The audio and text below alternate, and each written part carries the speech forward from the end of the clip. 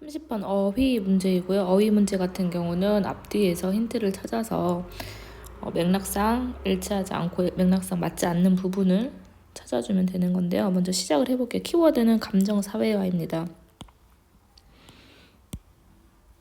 그래서 감정사회화라는 것은 동사가 여기 있고요. 설명을 해주겠죠. 다른 사람들로부터의 학습인데 뭐에 대해서 배우냐. 감정과 그리고 의문사 플러스 투부정사가 about에 걸리는 명사구 역할을 하고 있죠. 어떻게 이 감정들을 다뤄야 하는지를 다른 사람들로부터 배우는 것을 감정사회화라고 하는데, 이 감정사회화는 동사 1번 삶의 초창기에 시작을 하고 두 번째 동사가 여기 있습니다. 그래서 굉장히 기초적인 역할을 합니다. 감정 조절 발달에 비록 여기서는 가족 이외가 되겠지. 엑스트라니까 가족, familiar, 가족 이외의 영향, 예를 들면 친구들이나 어떤 미디어의 가족 이외의 영향들이 중요성을 얻게 되지만 청소년기에는 그럼에도 불구하고 여기서부터 여기까지가 부사절이겠죠. 중요한 역할을 하고 있지만 부모님이 아주 주된 사회화 기능을 하고 있습니다. 사회화 주체입니다. 힌트가 여기 있죠. although도 있죠. although라는 것은 비록 뭐뭐이지만 이란 양보의 부사절인데 가족 이외의 영향, 예를 들어서 친구나 미디어 영향이 점점 중요해지고 있지만 그럼에도 부모님이 가장 주된 사회와 주체를 하고 있다는 것. 그래서 여기서 나와 있고요. 또 여기서도 뒤에 이제 힌트가 있죠. 예를 들면 이제 부모님이 어느 정도로 중요해지는지에 대한 이야기가 나오겠죠. 예를 들어 감정적 상황에 대한 여기서는 그들의 반응이거든요. 그들의 반응. 그래서 누굴까요? 그들이 부모님입니다. 부모님은 반응, 감정적 상황에 있어서의 부모님의 반응이 serve as 어떤 역할을 하냐? 롤모델 역할을 합니다. 감정적 조절의 롤모델 역할을 합니다. 그래서 분사구문 유사성입니다. 유사성을 증가시키는데 어떤 유사성이냐.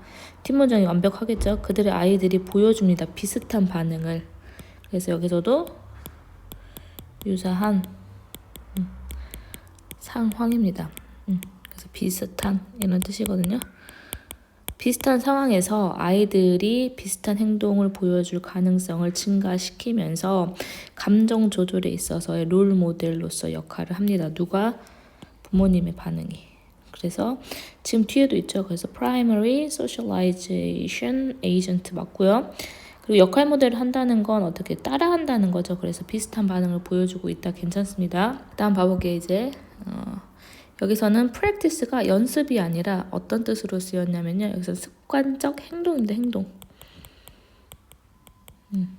행동이라고 적어주시고 when이 되겠죠. 부모님의 행동. 그런데 때때로 어떨 때의 행동이냐면 그들의 아이들이 직면했을 때거든요. 감정적, 여기서는 문제, 감정적 문제나 감정적 어려움에 직면했을 때, 그리고 이런 부모님의 행동이 영향을 미칩니다. also입니다.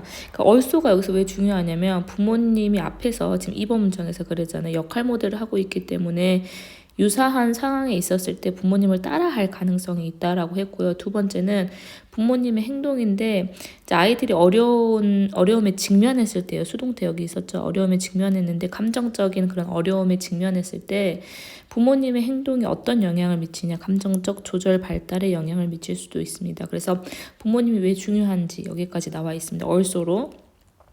그 다음 whereas 한번 봐볼게요. whereas는 이제 대조가 되겠죠. 뭐뭐 하는 반면에. 그래서 지금 3번을 찾는 힌트가 여기 whereas에 있습니다. 반면이라는 것은 whereas가 들어가면 A 문장이 나오겠죠? 그죠? 이 문장과 B 문장이 어떻게 돼야 돼요? 서로 대조가 돼야 되는 상황입니다. 그래서 직접적인 수딩 한번 해볼게요. 수딩이 원래 이제 부드럽게 하다 이런 뜻도 있고요. 어머니도 화장품 보시면 수딩젤 이런 것들이 있거든요. 그래서 여기서는 직접적인 위로와 직접적인 지침, 가이던스, 지침 역시 명사절, 명사가 구가 되겠죠. 전치사에 걸리는. 그래서 어떻게 해야 되는지, 여기 지금 주어가 어디에 있냐면요, 여기 있어요. 1번과 2번이 동사에 여기 있거든요. 체크해 주시면 되겠죠. 직접적인 위로와 그리고 어떻게 해야 되는지에 대한 지시적인 안내가 beneficial, 도움이 될 수도 있다. 어린 아이들에게는 도움이 될 수 있다면 뒷문장은 어떻게 써요? 도움이 되지 않는 경우가 있을 수 있다라고 해야겠죠. 그래서 whereas에서 여기서 지금 플러스 문장이 나왔기 때문에 뒤에는 마이너스 문장이 나와야 돼요. 근데 cultivate 자체가 무슨 뜻이에요? 장려하다, 기르다 이런 뜻이잖아요. 이 데이가 뭐겠어요? 역시 이 두 가지가 되겠죠. 직접적인 위로와 지시적인 안내가 청소년기의 자율성에, 여기서는 고군분투 아니고 스트라이빙의 추구입니다. 자율성 추구에 있어서 자율성 추구를 어떻게 해줄 수 있다? 장려해 줄 수 있다? 똑같은 말 아닌가? 좋은 말 아닌가? 여기서는 직접적인 위로와 지시적인 안내가 이익이 될 때가 있겠지만, 그렇지만 그것들이 청소년기의 자율성 추구에 있어서는 마이너스 역할을 할 수 있다가 돼야 되기 때문에 cultivate보다는 장려하다, 조장하다 이기보다는 방해하다가 들어가야 되는데, 여기서 intrude on 전치사까지 들어가야 되는 동사로 바꿔주셔도 되고요. 그렇지 않다면 우리가 방해하다라는 뜻이 있죠. disturb, interrupt, 막다, 방해하다 이런 것들, 이런 동사들도 적어 놓으시고 역시 비슷한 맥락이 되겠습니다. 그래서 방해할 수가 있다. 결과가 여기서 나왔네요. 결과적으로 한번 정리해 주시고, 이제 정리해 주는 부분이겠죠. 결과적으로 여기서는 청소년들은 어떻게 될 수 있다. pull away가 풀이, 우리 push pull 자꾸 헷갈리잖아요. 문 열고 밀 때 push는 미는 거죠. pull away는 어떻게 될 수 있다? 멀어진다라고 해석을 해주세요. 멀어질 수 있다. 뭐라기보다는 두 가지죠. 여기서 toward는 또 전치사잖아요. 부모님에게 의지하기보다는 턴하기보다는 부모님으로부터 멀어질 수 있습니다. 인 끊어주고 어떤 시기에? 정서적 위기의 시기에 만약에 뭐가 되지 않는다면 if not이잖아요. 체크해주면 되겠죠. 부모님의 행동이 조정되지 않는다면 부모님에게 의지하기보다는 그런 정서적인 위기를 겪었을 때 부모님으로부터 오히려 멀어질 수 있다. 그죠? 그렇다면 여기서의 어떤 방안으로, 해결책으로 more suitable 나왔죠? 그래서 여기서 주어 동사 도치가 된 부분이거든요.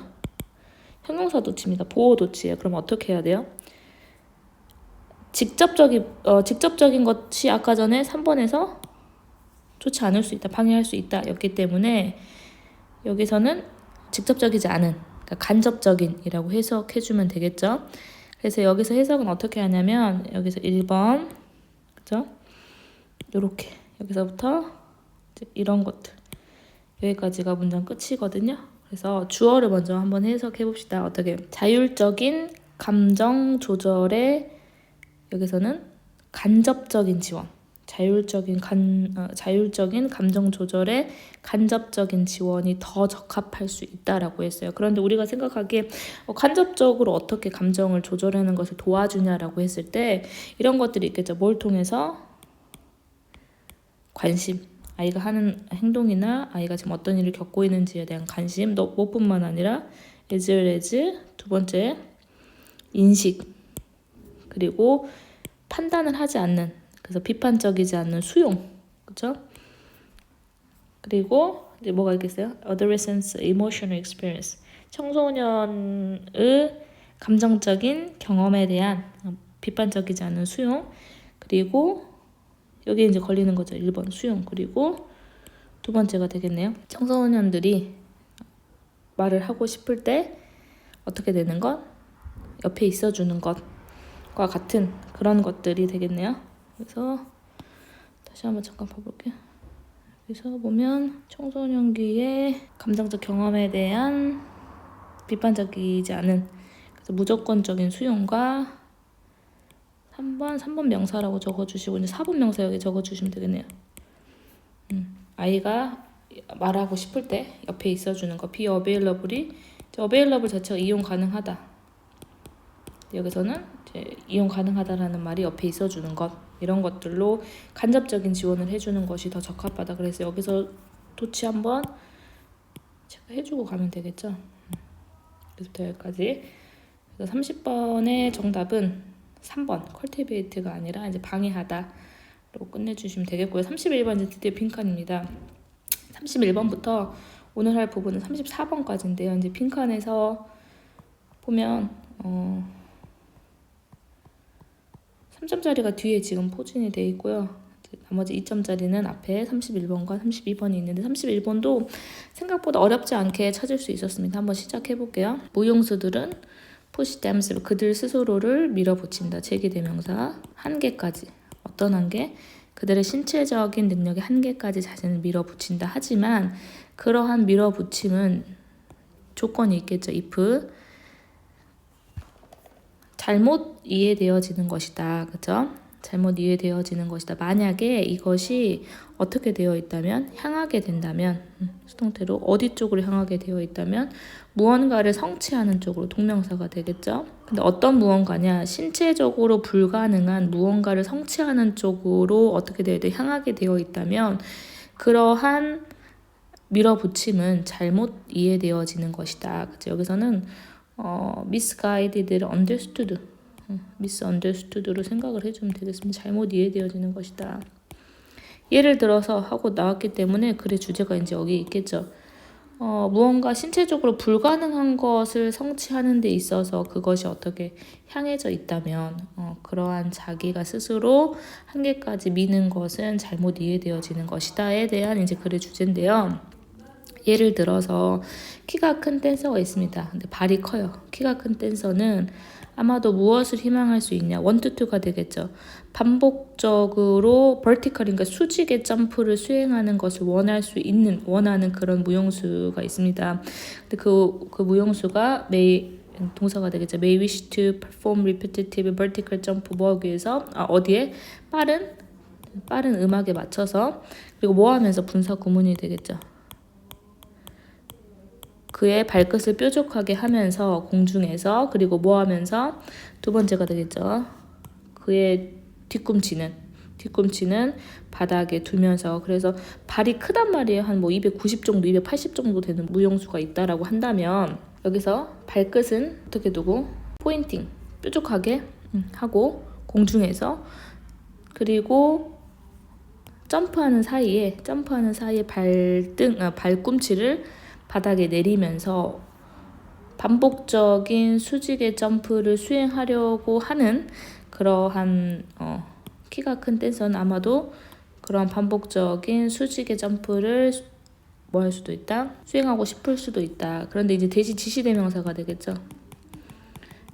그것은 불가능하다. no matter how 체크해주고 how 해버립니다. however가 여기서 부사절 접속사가 되겠죠. 양보 부사절인데요. 여기서 no matter how가 however 뒤에 형용사 붙고 뒤에 주어동사가 붙겠죠. 그 댄서가 얼마나 강하든지 간에 이것은 불가능할 수가 있대요.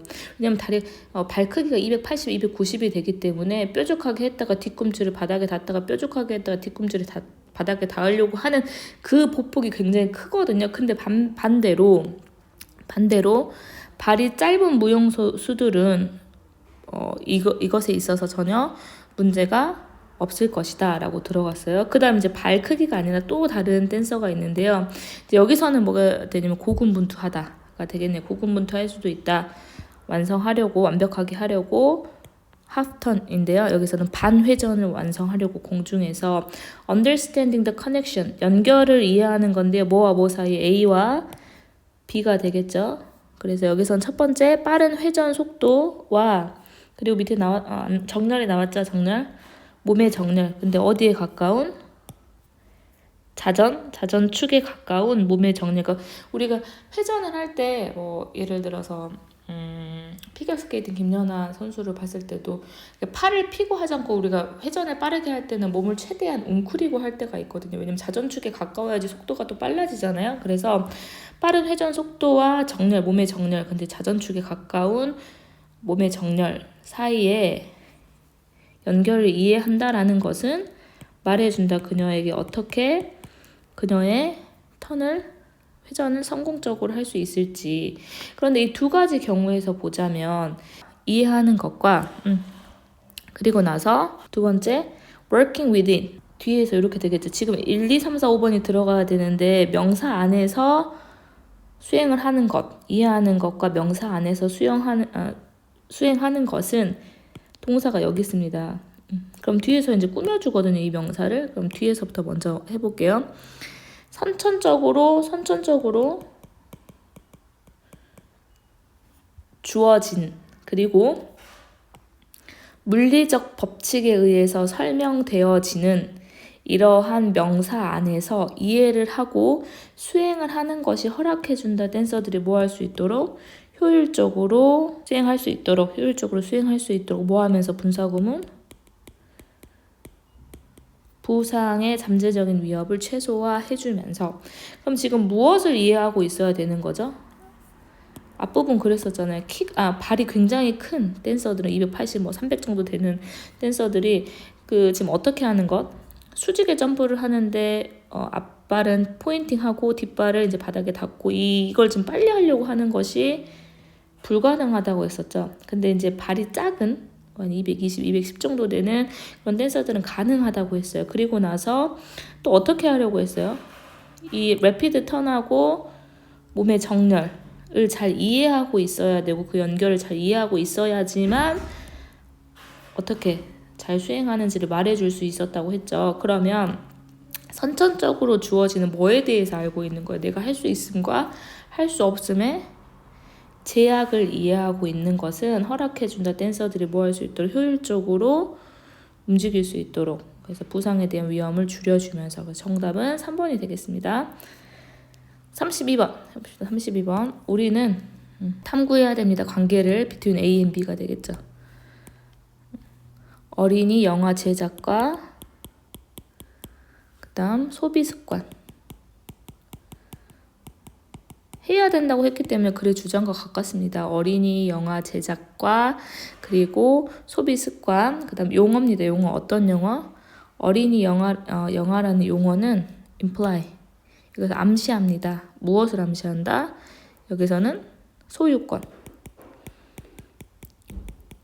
어린이 영화라는 건 누구에 의해서, 그렇죠? 어린이에 의한 소유권을 암시하고 있고, 그리고 어린이의 영화라는 것을 암시하고 있지만, 여기서 문제거든요. 암시하고 있지만 소위 이렇게죠. 어떤 영화죠? 여기서 열어도 되겠네요, 그렇죠? 어린이들을 위해서 만들어졌다고 하는 그런 영화들이 여기 있습니다. 항상 이렇더라 라는 거거든요. 벗이 여기서 사실 힌트가 되겠습니다. 어린이의 영화라는 것은 어린이에 의해서 소유가 되고 어린이들의 영화인데 소위 어린이들을 위해서 만들어졌다는 영화가 이렇다더라 라는 거니까 느낌상 어린이만의 영화가 아니다라는 가능성이 있거든요. 그리고 나서 이제 확실치 않으니까 읽어봐야겠죠. 그래서 특히 어디에서 상업 영화에서 그렇다더라 라는 거죠. 크로스오버를 먼저 체크해볼게요. 크로스오버가 여기서는 이제 넘나듦, 교차가 되거든요. 교차라고 해주고 관객 구성입니다. 컴포즈가 구성하다잖아요. 근데 명사로 구성이 되겠죠. 관객 구성에 있어서의 상당한 교차가 되거든요. 어린이 영화에 있어서의 상당한 교차는 보여질 수 있다. 어떤 사실에 의해서 여기 자체도 힌트가 됩니다. 교차가 있대요. 어떤 사실 2007년에 11개의 덴마크 어린이 영화 그리고 청소년 영화가 그죠? 끌었대요. 59%의 극장 입장. 그래서 59%의 극장 입장객을 끌었다라는 건 11개의 영화가 59%를 이끌었다는 거, 과반수 이상을 이끌었다는 내용이고, 그리고 2014년에 독일의 어린이 영화가 구성하고 있습니다. 그래서 컴프라이즈 한번 체크해볼까요? 우리가 뭐뭐를 구성하다가 자동사로 consist of가 있겠죠. 그리고 타동사로는 be composed of, be comprised of 이렇게 해주면 되겠죠. 지금 여기서 수동태가 아니라 목적어입니다. 되겠죠? 그래서 구성하고 있다. 탑 20개의 영화 중에서 탑 20개 영화 중에서 7개를 구성을 하고 있더라. 그죠?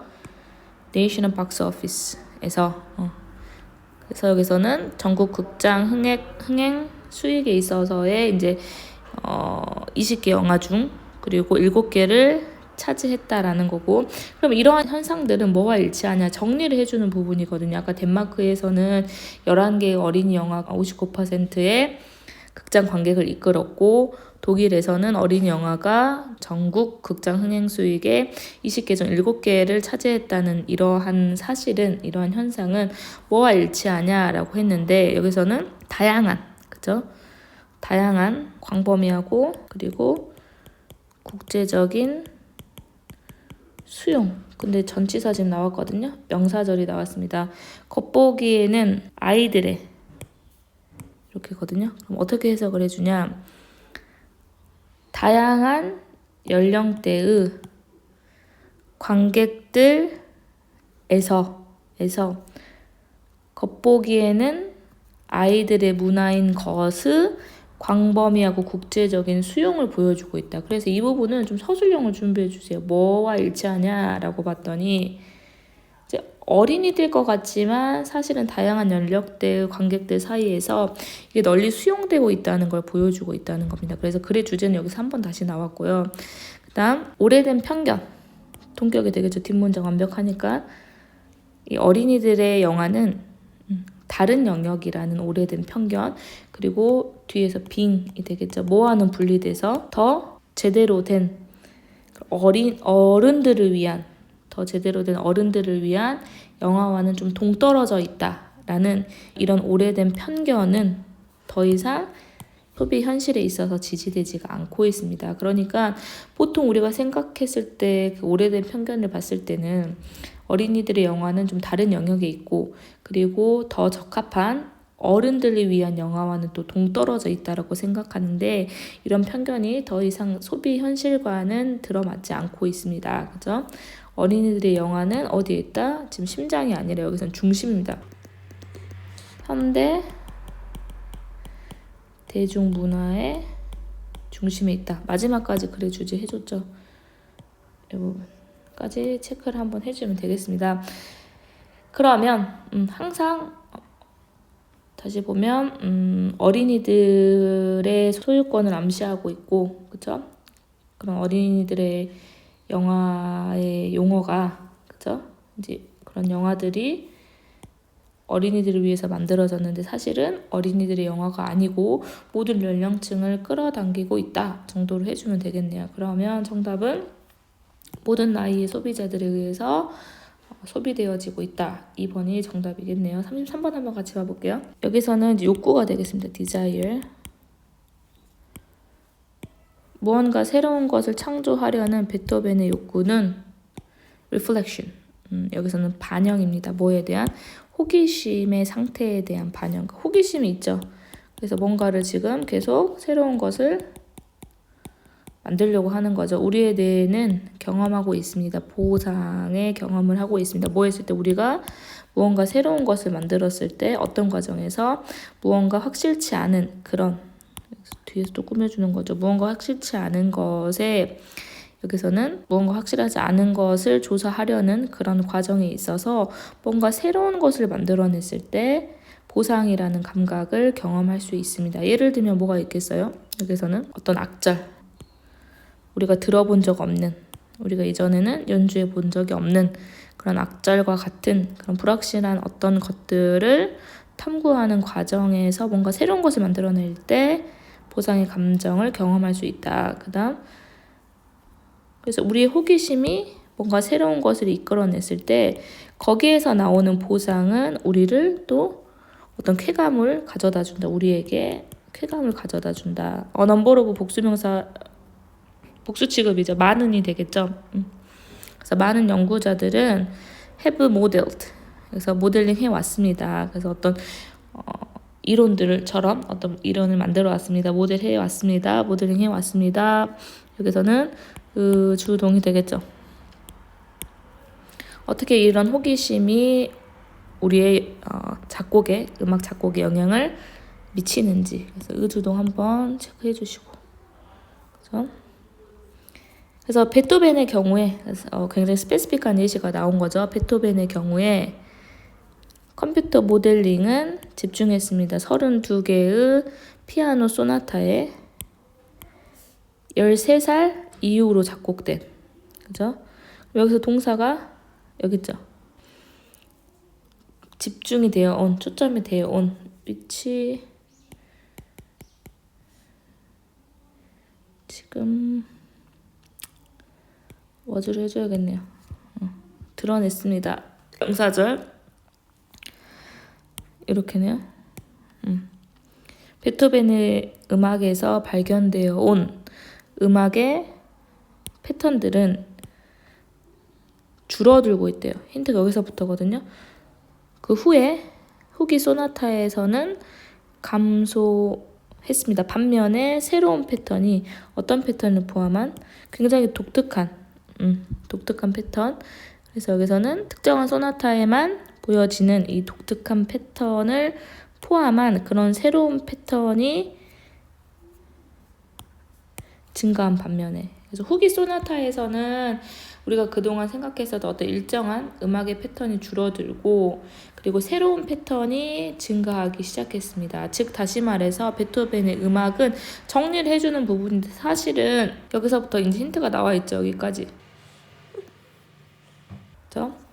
초기에는 어떤 패턴이 발견되어질 수 있는 패턴이 있었는데 그것이 이제 줄어들고 점차적으로 줄어들고 새로운 패턴이 어떻게 됐다 증가했다. 그래서 여기서 보면은 이제 뒤에서 즉 다시 말해서 정리를 해주는 부분인데 베토벤의 음악은 점점 시간이 지날수록 어떻게 된다? 예측 가능하지 않게 되었다. 왜냐하면 점점 시간이 갈수록 어떤 패턴이야? 새로운 패턴이 나타나기 때문이죠. 그죠? 모함에 따라서 그의 호기심이 새로운 음악적 아이디어의 탐구를 이끌어감에 따라서 이끌다. 호기심이라는 것은 강력한 원동력입니다. 인간의 창의성에 있어서 강력한 원동력이 되고 있습니다. 그래서 정답은 3번. 34번 봐볼게요. 34번은 이제 내용보다는 답 찾기 1, 2, 3, 4, 5번 찾기가 조금 더 어려웠을 건데요. 한번 천천히 해석을 해보면서 답을 한번 찾을게요. 기술자들은 항상 어떤 상태에 있냐? 찾고 있는 상태에 있대요. Look out for 무엇을 찾냐? 여기서는 quantify able이니까 어떻게 써야겠어요? 정량화할 수 있는.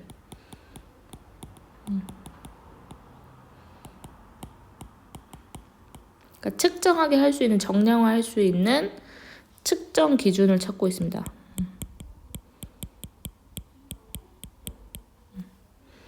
측정 가능한 입력. 근데 모델의 측정 가능한 입력은 그들의 그런 기술자들의 생명줄이며 뭐처럼 사회과학자들처럼 기술자들은 뭐 할 필요가 있다? 식별할 필요가 있다. 여기서는 콘크리트가 구체적인 이런 뜻이죠. 구체적인 측정 방법 아니면 이거를 프록시스라고 합니다. 프록시. 그렇죠? 프록시. 구체적인 측정 방법을 식별할 필요가 있다. 뭐 하는 데 있어서 그들의 어떤 진척 상황을 평가하는 데 있어서 구체적인 측정 사항을 필요로 한다. 여기서 한번 힌트 체크해 볼게요. 그렇죠? 그래서 이러한 필요성, 정량화할 수 있는 프록시에 대한 필요성은 무엇을 만드냐? 바이어스. 여기서는 편향이 되겠죠. 전치사 바로 뒤에 나왔죠. 어디로의 편향? 어떤 것을 측정하는데 어떤 것을 측정하게 돼요? 이렇게가 되겠죠. 앞에 있는 형용사를 꾸며주는 정량화하기 쉬운 양으로 우리가 내기 쉬운 그러한 것들을 측정하는 쪽으로. 왜냐하면 우리가 지금 정량할 수 있는 측정 기준을 찾는다는 건 수로 매길 수 있어야 된다는 거거든요. 그러면 정량할 수 있는 쉬운 것들만 측정하는 쪽으로 역시 편향되게 됩니다. 하지만 여기서 간단한 단순한 측정 방법들은 우리를 데려갑니다. 더 멀리 데려가는데 어디로부터? 더 중요한 목표로부터 우리가 뭐 해야 되는, 신경 써야 되는 두 개가 꾸며주고 있거든요. 우리가 정말로 신경을 쓰고 있는, 그리고 복잡한 측정을 요구하는, 그리고 심지어는 굉장히 어려울 수 있는, 또는 불가능할 수 있는, 뭐 하는 게 불가능해요? 어떤 측정으로 한정하기, 이렇게거든요. 불가능하거나 어려운, 이렇게입니다. 두 개를 꾸며주거든요. 하지만 이러한 simple matrix, 아까 이 simple matrix가 왜 나왔냐면 여기서가 되겠죠. 우리가 정량하기 쉬운 것만 하게 된다라고 하게 되면 굉장히 어떻게 돼요? 간단한 것만 한다는 말이잖아요. 그럼 간단한 것만 하게 되면 우리가 정말 필요로 하고 있는 정말 중요한 목표로부터 우리를 멀어지게 할 수도 있는데, 그런 중요한 목표라는 것은 우리가 정말 신경을 써야 되고, 그리고 이것들은 실제로 굉장히 복잡한 측정을 요구하거나 모하기가 힘든 어떠한 측정 방법으로 여기서 한정하다, 줄이다가 아니라 한정하기, 그런 어렵거나 그러한 불가능한 것들, 불가능하거나 어려운 그런 것들, 그런 것들을 요구하고 있는 중요한 목표로부터 우리를 멀어지게 할 수 있다. 여기서는 그러면은 이 글의 주제가 여기서 좀 나와 있죠. 정량하는 것은 좋은데 정량하는 것 자체가 쉬운 쪽으로만 편향이 되기 때문에 우리가 정말 중요하게 생각하는 목표로부터 멀어지게 할 수가 있다입니다. 그렇죠? 그리고 또한 이제 우리가 안전하지 않거나, 그렇죠? 잘못된 프록시를 가지고 있을 때 우리는 또한 어디로 빠지기 쉽냐? 착각에 빠지기 쉽대요. 동격이 되겠죠. 어떤 착각? 우리가 무엇을 하고 있다? 좋은, 여기서 목적입니다. 좋은 목적을 위해서 문제를 풀고 있다. 근데 뭐 없이 정말 가치 있는 해결책을 향한 진짜의 진전을 이뤄내는 것 없이 어떤 좋은 목적을 위해서 문제를 풀고 있다는 착각을 주고 있대요. 그러니까 내가 여기서 보면 다시 한번 볼게요. 우리가 완벽하지 않거나 나쁜 프록시를 가지고 있을 때 우리는 쉽게 이런 착각에 빠질 수 있는데, 어떤 착각이냐면 우리가 지금 문제를 풀고 있구나, 좋은 목적을 위해서. 그런데 정말 진전이 없어요. 진전이 없이 어디 쪽으로 가치 있는 해결책을 향한 진짜의 어떤 해결책 없이, 그리고 진전 없이 이런 좋은 목적을 위해서 내가 문제를 해결하고 있구나라는 환상에 빠질 수 있다는 거죠. 그럼 프록시의 문제는 어떤 결과를 낳겠어요? 어떤 결과? 그래서 의미상의 주어가 되고 동명사가 들어가겠죠. 그래서 result in A가 ing 하는 이러한 나쁜 결과를 낼 수도 있다. 그리고 뒤에까지 읽어보면 count 한번 체크해볼게요. count는 타동사로 세다란 뜻이 있지만 자동사로 중요하다는 뜻이 있죠. 그럼 여기서는 중요한 어떤 것도 세워지지 않을 수 있고 측정되지 않을 수 있고 세워지는 어떤 것도 중요하지 않을 수 있다, 이렇게 해석이 되거든요. 이제 뒤에서보다는 사실 이제 프록시의 문제점이 뭘까요? 문제점은 여기서부터 나왔었죠. 우리를 진정한 목표로부터 멀어지게 할 수도 있고, 그리고 그런 착각에 빠지게 할 수 있다. 크게 두 개예요. 그렇죠?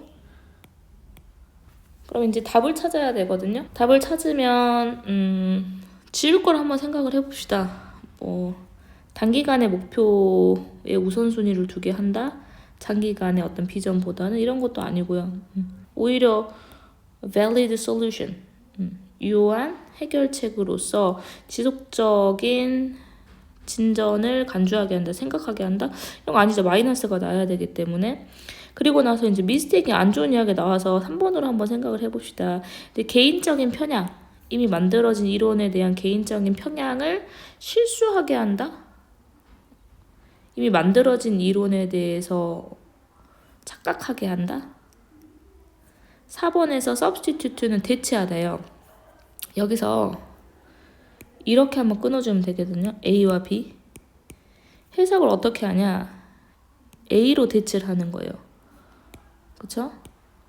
원래는 B인데 어떤 선생님이 아파서 안 왔어요. B라는 선생님이 아파서 안 와서 B라는 선생님 대신에 A로 대체한다는 이야기거든요. 그래서 substitute.